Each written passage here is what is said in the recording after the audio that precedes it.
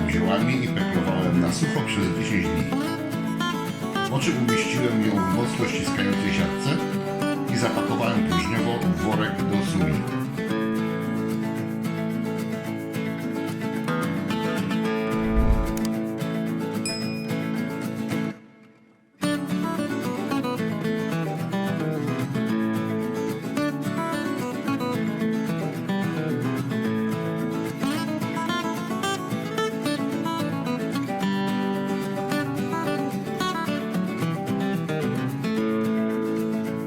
Tak samo postąpiłem z 2 kawałkami piersi indyczej. Proporcje przypraw znajdziecie na blogu, link w opisie filmu.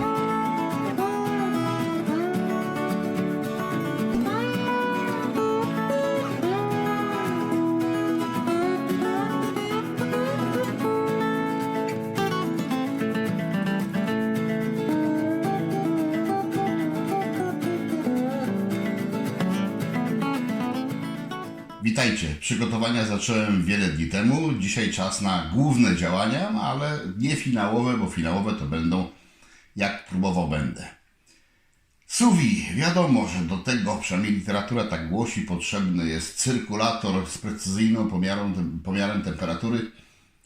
No i to wszystko to jest koszt dość spory, więc nie każdy się w tą stronę udaje. Ja postanowiłem zrobić eksperyment, czy da się tą technologię wykorzystać, używając trochę bardziej prymitywnego sprzętu, który już mam w domu, a niekoniecznie wydając kolejne pieniądze na cyrkulator. Chociaż jak się dobrze poszuka, to i tamten sprzęt można całkiem w przyzwoitych pieniądzach skompletować.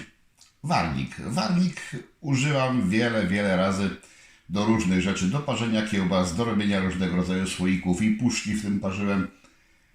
Naprawdę sporo rzeczy, piwo też w tym robiłem. Ma ten sprzęt u mnie wykorzystanie duże. Nie jest tak precyzyjny jak cyrkulator. Ja w tej chwili mam tutaj przełom 65-66, właśnie się łamie temperaturę. No i nie ukrywam, że takiej 2-stopniowej różnicy tu się utrzymać raczej nie da. Chociaż już na 3-stopniową jest szansa. Zalałem to dość sporą ilością wody, po to, żeby miało dużą pojemność. Do środka wstawię też taką podstawkę, żeby to odsunąć od dna, bo grzałka jest na dnie i nie powinna być niczym blokowana, żeby temperatura była właśnie pod dnem, nie na dnie. Żeby temperatura była dobrze odbierana. No i co? I spróbuję się utrzymać tym urządzeniem, delikatnie naginając zasadę temperatury. Dlaczego delikatnie? Dlatego, że ja mam tutaj wieprzowinę, drób, 2 kawałki drobiowe, a to jest eksperyment, o którym w ogóle całość jest eksperyment, a to jest eksperyment w eksperymencie, o którym mówił nie będę na razie. Być może kiedyś o nim opowiem. Na razie to jest po prostu działanie sprawdzające. Dla wieprzowiny literatura podaje 65-66 stopni. No i tutaj się właśnie troszeczkę mogę nie zmieścić. Dla drobiu podaje się, że jest ten rozpiętość większa, ale wspólny zakres to jest właśnie te gdzieś tam 66. Więc można powiedzieć, że mam tu punkt wspólny, wokół którego będę się starał trzymać. Drób ma z kolei większą tolerancję, większą ilość tych stopni dopuszczalnych w tą czy w tamtą, w zależności od tego, jaki to efekt finalny ma być. Wiadomo, że im niższa temperatura, tym delikatniejsze mięsko powinno być, im wyższa temperatura, tym bardziej twarde. Ciekawostką w sous vide jest to, że jak się patrzy na czasy, to można przeczytać nawet coś takiego od 30 minut do kilkudziesięciu godzin. I to jest zaskakujące, no bo jak? To znaczy się ile? Literatura tematu podaje, że te krótsze czasy stosuje się, i ja też to mam zamiar w sezonie grillowym wykorzystać, po to, żeby jakby tak zainicjować obróbkę cieplną, a potem finalizować ją na patelni grillowej, na grillu, czy w jakąś inną taką technologią mocno podpiekającą tylko powierzchnię, czyli sous vide dokonało zmiękczenia mięsa, a potem karmelizujemy, tylko robimy taki smaczek na wierzchu. I Mam zamiar się w sezonie za kilka miesięcy tym pobawić, że zrobię sobie takie większe plastry mięsa, które przetworzę w miarę krótko w ten sposób, a potem wrzucę je na grilla po to, żeby dosłownie tam 2-3 minutki porządnie na bardzo, bardzo dużej temperaturze opiec i zobaczę, jak to będzie wychodziło. Zapowiada się smacznie. Z tego krótkiego też czasu korzystają restauracje. One właśnie tą technologią z jednej strony z niskim użyciem energii przygotowują, zwiększają to mięso, a potem finalizują szybko już właśnie na grillu czy na jakiejś płycie gorącej. Przepraszam, coś mi w gardle wlazło. Ale jeżeli chce się mieć taki duży kawałek obrobiony, to ten zakres temperatur jest właśnie, nie temperatur, tylko czasów jest długi. I literatura tematu podaje, że nie przejmuj się tym, jak go przeciągniesz 2 czy 3 godziny dłużej, bo to nie będzie miało wielkiego wpływu na to, co się tam dzieje. Że z czasem tutaj za bardzo przegiąć nie można w przypadku takich kawałków. No więc się przekonamy. Godziny poranne. Ja już trochę kręciłem tym termostatem, żeby ustalić ten złoty środek, bo w garnku tego się nie da robić. No nie da się stać cały dzień przy garze i pilnować temperatury. Tutaj pilnuję termostat. Raz na jakiś czas będę zerkał, czy on się mi nie biesi i czy stara się utrzymać ten chociażby 3 cm interwał włącz-wyłącz, 3 cm stopniowy, co ja gadam. I mam nadzieję, że się uda. Jak na razie jest to obiecujące. Aczkolwiek musiałem troszeczkę popykać to trochę w tą, ale to w czasie przygotowywania, pakowania w siatki, pakowania próżniowego miałem czas, żeby to robić. Teraz jest gotowe i tak już jak mówiłem, wkładam te 3 kawałki, umieszczę je na tej podstawce, żeby były w połowie tak warnika. Warnik jest mocno wodą napełniony, więc ma dużą pojemność cieplną i mam nadzieję, że to pozwoli właśnie łatwiej utrzymać tą bezwładność w interesującym mnie zakresie. Godziny ranne do godzin nocnych. Co prawda dla droby przewiduje się krótsze okresy, tam do około 8 godzin. Dla wieprzowiny nawet do 48, więc ja będę to miał pewnie około 12 godzin. O, właśnie zaczyna się podgrzewać. Czas, żebym skończył gadać, bo będzie szumiało. Zobaczymy, jak wyjdzie i opowiem.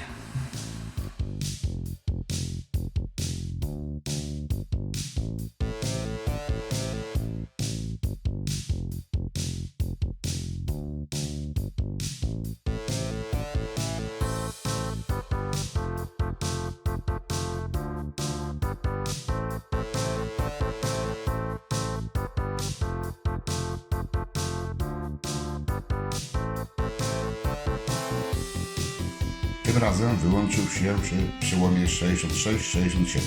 Bardzo ładnie trzyma. Minęło 12 godzin. Teraz mam tutaj 67 stopni i to była najczęstsza temperatura, jaką widziałem. Bywało też niestety 68, ale bywało też 64, ale to się po razie tylko widziałem. Raz widziałem 68, raz widziałem 64, a tak 65, 66, 67. W tym zakresie się to całkiem ładnie trzymało. Nie regulowałem. Na początku trzeba było zachować trochę cierpliwości po włożeniu tego zimnego mięska do środka, bo trochę trwało, zanim warnik uzyskał stabilność. Mogę teraz już skręcić termostat. Nie będzie mi potrzebny. Co teraz? Wyjmę, niech jeszcze trochę zapakowane przestygną, potem je rozpakuję i powieszę w chłodnej spiżarni, żeby do jutra ostygły. A jutro zobaczymy, co mi z tego wyszło. Czy to jest sous vide? No nie wiem. Oparte na pewno na tej technologii. Na pewno nie tak dokładne, bo robiłem to w warniku, a nie w cyrkulatorze. Trochę sobie pojechałem z czasami, bo tak dokładnie literatura nie podaje ile. Zobaczymy, jak wyszło przy takim czasie, przy takich temperaturach.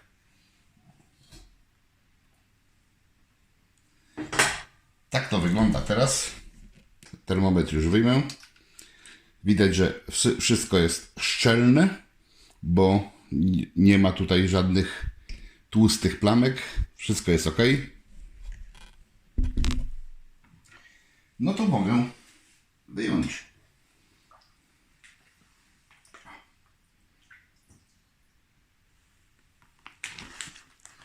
Widać też, że mięsko trochę soczku puściło różnego rodzaju. Pozwolimy jeszcze to wchłonąć.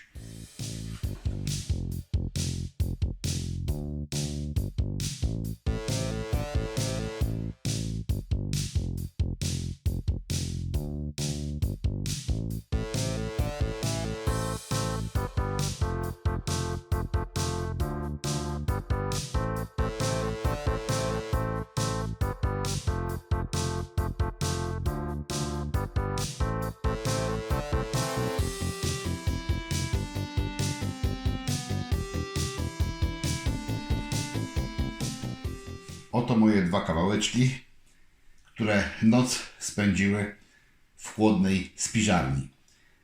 Zaraz zobaczę, co tam jest w środku, ale najpierw dwa zdania o potencjalnych możliwościach. Można to było bezpośrednio po wyjęciu rozpakować i wrzucić do piekarnika na przykład, albo do kombiwara, po to, żeby obsuszyć i podpiec. Dosłownie 20 minut, 150-170 stopni góra. Fajną by taką skórkę złapało. Można to, tak jak jest w tej chwili, powiesić do wędzarni i na zimny albo ciepły dym po to, żeby podwędzić. Ja tego nie zrobię, dlatego że chcę zobaczyć, jak to mi wyszło bez tych dodatkowych obróbek. Co nie wyklucza ich w przyszłości. To jest jedna szyneczka, można powiedzieć, parzona. Pięknie pachnie. A tu jest drobiowa. Dwa kawałki drobiu. Naprawdę to ładnie wygląda.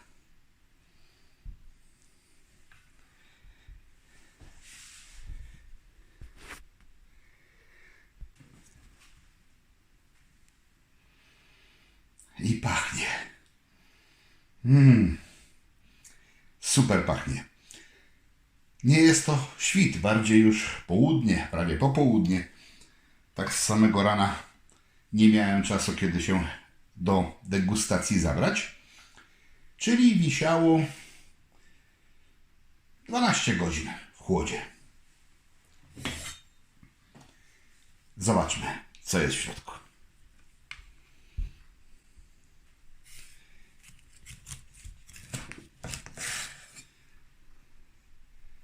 Proszę bardzo. Pięknie. Pięknie pachnie, pięknie wygląda. Troszeczkę może tą siatkę spróbuję zdjąć, odsunąć, żeby jej nie kroić tutaj razem z plasterkami mięsa.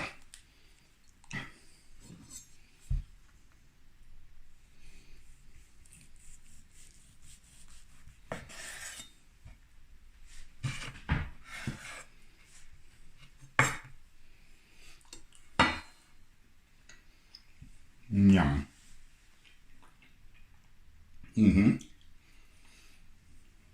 Soczysta. Delikatna. Pachnąca.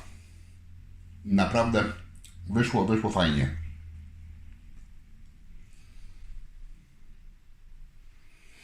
No, pięknie pachnie. Zapakuję to teraz próżniowo, po to, żeby do świąt dotrwało, bo mam już gotową szyneczkę parzoną. Czas na drugi kawałek. To się składa z dwóch elementów. Tylko siatka to trzyma w kupie. Zobaczymy, jak się zespoliło.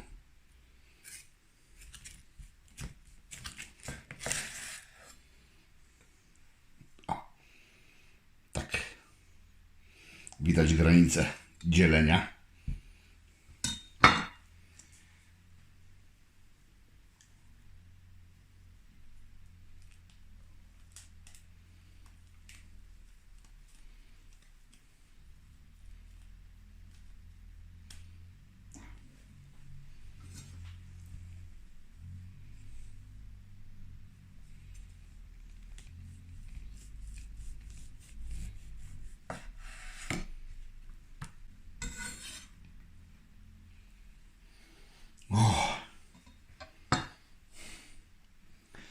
soczyste, wilgotne, bardzo delikatne mięsko.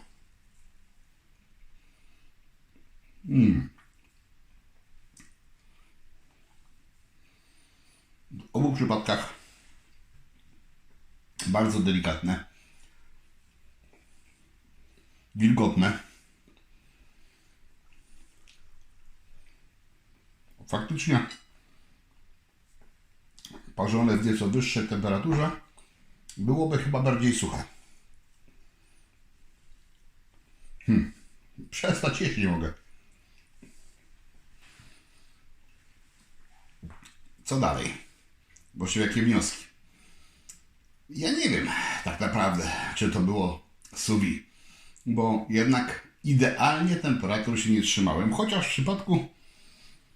przypadku drobiu, czyli indyka, w zakresie trzymałem się na pewno. Troszeczkę przedłużyłem czas, bo w tych źródłach, co znalazłem, zalecano 8 godzin. No ale to i kawał solidny. A z drugiej strony wszędzie jest od razu informacja, że godzina, 2 przedłużenia nie stanowi problemu. Więc myślę, że nie sprzeniewierzyłem się w zasadzie i się utrzymałem w danych parametrach. W przypadku wieprzowego kawałeczka tu mogłem z kolei czasu dać więcej, ale jak widać nie potrzeba, bo mięsko jest zrobione, też jest wilgotne, soczyste, typowe jak dla szyneczki parzonej. Przy czym ja robiłem szynkę gotowaną, tutaj gdzieś jest przepis, i w tamtym wydaniu to jednak wychodzi zdecydowanie bardziej suche. Tutaj ta wilgotność i delikatność jest zachowana. Więc jest coś w rodzaju sous vide i bez cyrkulatora tego w oparciu o sprzęt, który w domu mam. Co ważne, te worki, które się do tego używa, bardzo przypominają zwykłe worki do pakowarki próżniowej. Są nieco grubsze. No i niestety wyraźnie droższe. Dlatego warto dobierać je do potrzeby, do tych kawałków mięsa, jakie macie zamiar do nich włożyć, ponieważ im większy worek, tym większa cena. Niestety na tą chwilę nie posiadam sprawdzonych i pewnych informacji, jak duża jest różnica pomiędzy zwykłym workiem moletowanym czy rękawem moletowanym do pakowania próżniowego, a tym, który się używa do sous vide. Wizualnie na pewno te do sous vide są wyraźnie grubsze. Przynajmniej od tych, które ja posiadam zwykłych. Zrobię sobie jakąś kanapeczkę, coś zjem, wstryknę jeszcze jakieś zdjęcia. Spróbujcie, jak macie warnik taki czy inny, który w miarę kontroluje temperaturę i na którym sprawdzicie, że te wahania termostatu, które ten warnik posiada, pozwolą się w miarę w normie utrzymać, no to możecie takie sous vide też zrobić w warniku. Trzymajcie tylko z dala od dna, tak żeby i ta pojemność wody ogólna, żeby była dość spora, żeby bezwładność tego układu była duża, to wtedy cyrkulacja powinna w miarę naturalnie występować. Pewnie nie tak skuteczna jak w cyrkulatorze, ale wędlinka się zrobić da. A przykryty warnik naprawdę wcale tak często się nie uruchamia. Nie trzeba go w zasadzie pilnować, jeżeli sprawdzimy, że w miarę temperaturę trzyma. Co innego, jak będzie miał rozjazd 10 stopni, no to już chyba każdą granicę przekroczy. Ale to już zależy od warnika i od termostatu, z jakim jest zintegrowany. Podobało się? Dajcie łapkę w górę. Zapraszam do subskrybowania. Napiszcie w komentarzu, jakie są Wasze doświadczenia z tym prawdziwym sous vide i z tym sous vide, które robicie w innych urządzeniach, w czym w ogóle robicie, bo to też możecie mieć jakieś inne pomysły niż ja w tej chwili. Zapraszam na kolejne odcinki. Na razie, hej!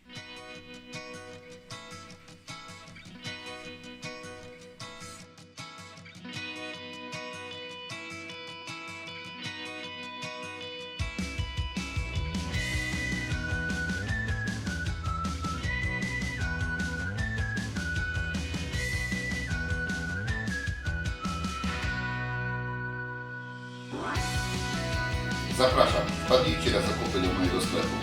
Znajdziecie tutaj takie rzeczy jak wędzarnie i generatory dymu, szynkowary, sprzęt dla winiarzy, sprzęt i surowce dla piwowarów, inne akcesoria do wyrobów domowych oraz unikatowe tematyczne koszulki i literatura dla pasjonatów. Zapraszam!